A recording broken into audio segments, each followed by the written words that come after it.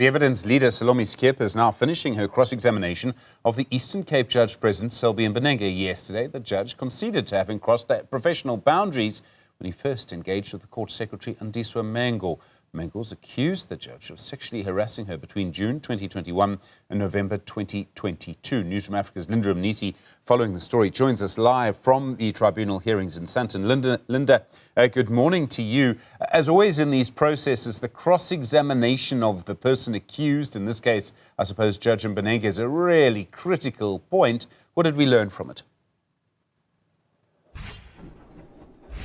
Absolutely, Stephen, because he then gets to respond to all the allegations that he's made, and his version really gets to be tested, and that's exactly what we've been seeing throughout these proceedings. Judge Mbenenge putting his version and, of course, defending what he says were consensual interactions between himself and his accuser, Andiswa Mengo. So obviously, it would have taken about 2 days or so, over 2 days, I think, and we've reached the end of that cross-examination.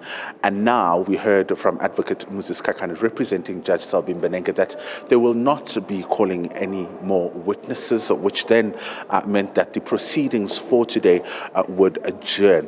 I presume going forward now the discussions are about, the arguments and when those will take place, because of course this matter was set down until this Friday. So what we know at this point is that there will not be any witnesses that will be called. We're pretty much done. So the next phase then is the phase of arguments, and then we'll get to a point where we hear, at a later stage what the ruling is on this matter, which is, of course, the recommendations that will be made to the JSC. And I mean, Linda, obviously this was a crucial moment. In a way, it seemed a little testy this morning, a little difficult.